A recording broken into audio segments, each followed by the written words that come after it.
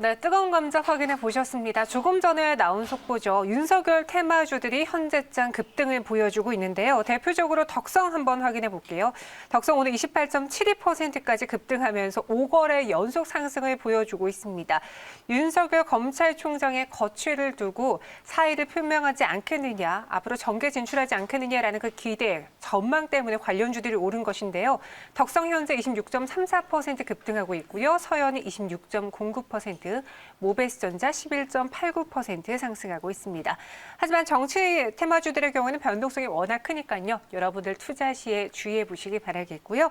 오늘 유스탁 대표, 유창희 대표와는 앞으로 시장에 대한 전망을 한번 해보도록 하겠습니다. 안녕하세요. 안녕하십니까? 네, 안녕하세요. 간밤에 또 나스닥이 급락을 했고 네. 계속 이렇게 뉴욕 증시가 출렁이면 그 다음날 우리 증시에도 계속 고스란히 여파를 주면서 변동이 좀 큰 상황인데 왜 나스닥 지수가 어제 낙폭을 줄이지 못하고 급락으로 마감을 했을까요? 뭐 일단은 지금 이제 시장이 최근 들어서 네. 뭐 한 지지난주부터 상승하지 못하고 좀 조정이 나오는 것이 결국 이제 미국 국채금리 상승 이런 것들이 표면적인 이유인데 엄밀히 따지면 미국 국채금리 상승도 이유가 큰 이유가 되겠지만 지난 2월 달부터 각국 그러니까 중요 국가들 EU라든지 중국이라든지 미국이라든지 약간 테이퍼링, 출구 전략에 대해서 현재 눈치 보기 싸움을 좀 하고 있습니다.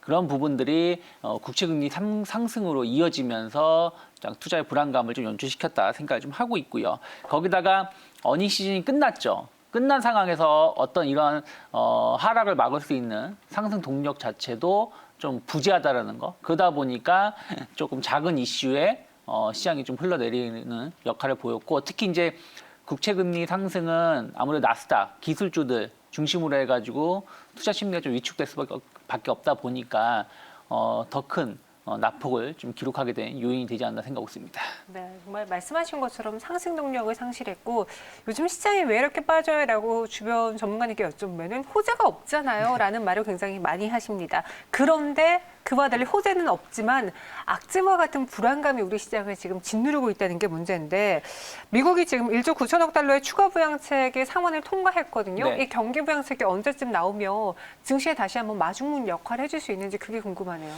뭐 이 통과를 했다고 해도 네. 이게 완벽하게 지금 끝난 건 아니에요. 그렇죠. 아직 절차가 남아 있는 부분들이 좀 있고 어쨌든 이제 이것이 뭐 1조 9천억이 확정이 될지 아니면 좀 줄어들지는 모르겠습니다만은 대부분이 소비 쪽에 포함되어 있는 거거든요.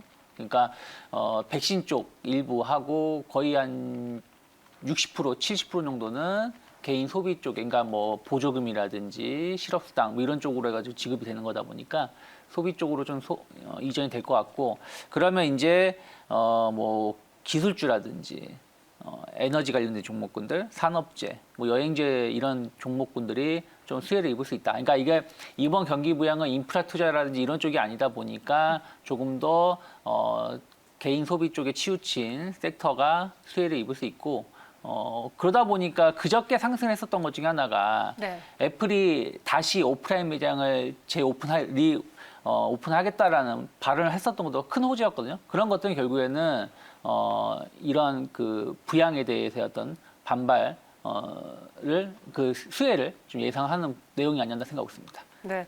그러니까 짚어보면은 지금 우리 시장을 둘러싸고 있는 가장 큰 악재, 호재가 없다. 그리고 계속해서 미국의 국채 금리가 급상승을 하고 있는 게 또 불안을 유발한다.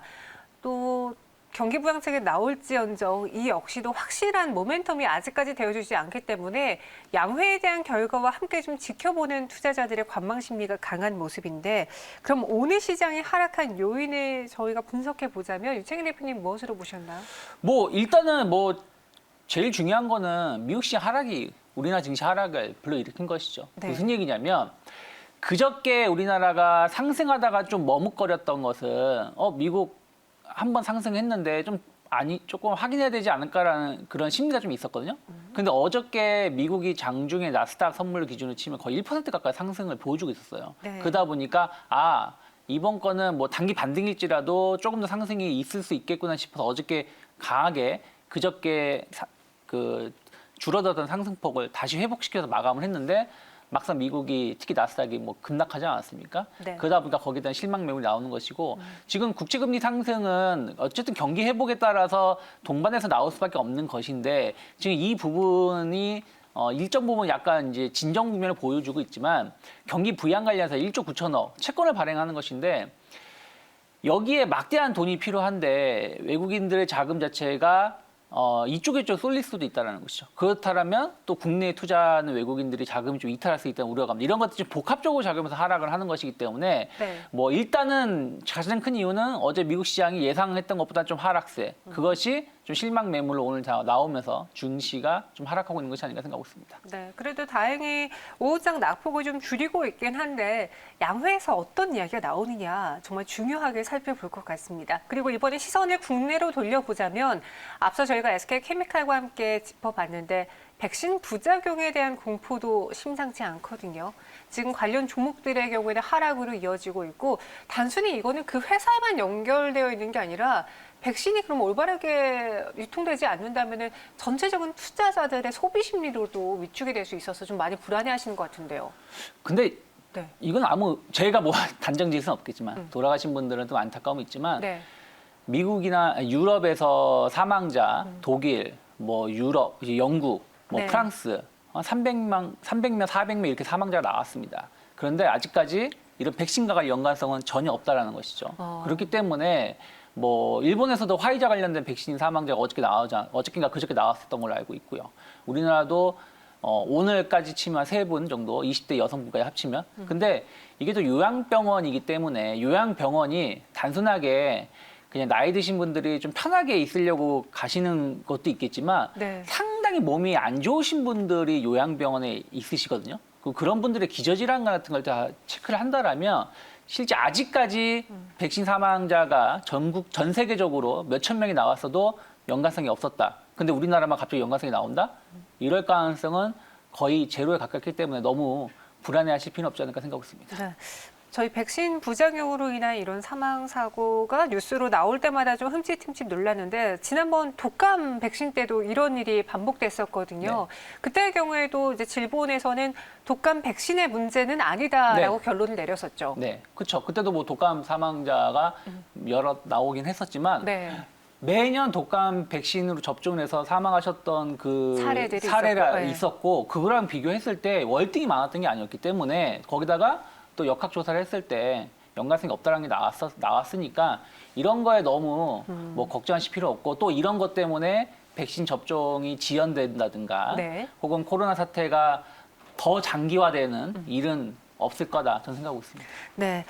그럼 국내 백신 접종자 수가 많아질수록 증시는 더 활발해질까요? 일단 백신의 수혜주인 유통주들의 경우에는 최근 시장과 무관하게 상승하면서 52주 신고가를 보여주고 있습니다. 그처럼 지금은 당장 유통주에게만 나오는 상승이지만 증시 전반적으로 퍼질 가능성에 대해서도 좀 염두에 봐야 되지 않을까? 뭐 백신을 맞는다고 해서 네. 백신 접종자들이 많아진다고 해서 증시가 올라가지는 않을 거예요. 왜 그러냐면 그렇다면 반대로 코로나가 심했을 때 증시가 막 폭락을 했어야 되거든요. 네. 그런 건 아니었기 때문에 그래서 저는 백신 접종자가 많아진다라면 증시의 안정적인 투심을 회복할 수 있는 역할을 하겠지만 증시가 갑자기 3,000포인트에서 막 매일 상승해서 4,000포인트 올라가지는 않을 것이다 생각하고 있고 다만 백신 접종자가 많아지고 또 어쨌든 이제 서서히 날씨가 많이 따뜻해지는 시즌을 접어들기 때문에 야외 활동이라는 이런 것들이 좀 활발해지는 시기가 접어들게 된다면 아무래도 이제 소비 심리가 더 활발해질 수가 있다는 것이죠. 4차 재난지원금도 좀 지급이 되고 한다라면 그러면 유통주들 특히 우리가 보복 소비라고도 어저께 뭐 그런 얘기를 좀 나눴었습니다만은 뭐 온라인으로 비싼 제품 못 산다는 건 아니지만 아무래도 조금 그동안 소비가 좀 줄어들었던 것이 좀 고가 제품 쪽으로 오프라인 매장 쪽으로 좀 이전될 수도 있고 그러면 뭐 대형 백화점 유통사들이 좀 수혜를 볼 수 있고 또 여행 같은 경우도 아직까지는 국내 여행에 제한적이지만 국내 여행이라든지 또 해외 여행 이런 예약자가 또 늘어난다라면 여행주들 또 순환매 형식으로 또 증시 상승에는 상당히 도움이 될 수 있다 생각하고 있습니다. 네, 시장 피로감이 쌓이고 있습니다. 근데 이와 더불어서 연기금도 도움이 안 돼요. 계속해서 매도를 보여주면서 우리 개인 투자자들은 계속 사지만 오늘도 기관에서는 1조 5천억 원 넘는 매도 물량 나오고 있거든요. 투자 전략을 어떻게 세워야 될지 돌파구를 찾을 수 있는 종목이 있다면 또 어떤 전략이 필요한지 정리해 주실까요? 일단은 우리나라 증시는 그래도 상당히 선방하는 중이에요. 네. 무슨 얘기냐면 3,000포인트대에서 그냥 좁은 박스 흐름을 좀 보여주면서 약간 주식 분산 과정에 거치고 있는 거거든요. 뭐 나스닥이라든지 S&P 500이라든지 다우존스 뭐 이런 걸 본다면은 61선이라든지 뭐 나스닥은 이제 121선 언저리까지도 하락한 상황에서 우리는 21선 지지를 약간 61선 지지를 조금 더 강하게 좀 하려고 하면서 옆으로 좀 행보했다는 것 자체는 나쁘지 않다. 다만 이제 한 번 더 글로벌 증시가 충격을 받는다라면 이때는 또 가격 조정이 나올 수 있기 때문에 저는 무리해서 지금 주식을 사는 국면은 아니다. 오히려 현금을 더 확보하시면서 조금 비싸게 해서 주고 사더라도 방향성을 확인하고 매수를 하시는 게 맞다. 최근 들어서 왜 개인 투자자분들 되게 공격적으로 주식을 매수하고 매도하고 했지만 엄밀히 따지면 전체적인 평균 단가는 상당히 높아지면서 물타기 형식의 매수가 상당히 많이 있습니다. 그래서 그런 것을 봤을 때 주식 비중 확대는 좀 조심스럽다 생각하고 있고 저는 만약에 이번에 뭐 3월 말이 될지 4월 초가 될지는 모르겠지만 이러한 기간 조정이든 가격 조정이든 조금 이루어지고 난다라면 주도주가 좀 변경이 될 수도 있다. 그때는 약간 우리가 방금 언급해드린 소비 관련된 종목군이라든지 혹은 뭐 경기 민감주들 뭐 은행이라든지 화학 뭐 이런 섹터가 조금 더 강할 수 있다 생각하고 있기 때문에 그런 쪽에서 좀 포커스를 좀 찾아보면 좋다 생각하고 있고 네. 저는 뭐 코스맥스 같은 경우 나쁘지 않다. 뭐 그 중국 화장품 시장에서도 좀 안정적인 선방을 좀 하고 있고 그리고 그 올해 상당히 이런 화장품 시장 업황은 작년보다 상당히 턴어라운드 관점에서 움직일 수 있기 때문에 저는 지금 가격 전후로 해가지고 좀 분할 매수 관점에서 접근해 보시면 좋지 않을까 생각하고 있습니다. 네, 알겠습니다. 다음 상승 사이클을 또 어떤 주도주가 보여줄지 찾아야 된다라고 전략 세워주셨고요. 코스맥스도 이야기해 주셨습니다. 지금까지 유창희 대표와 함께했어요. 고맙습니다. 고맙습니다.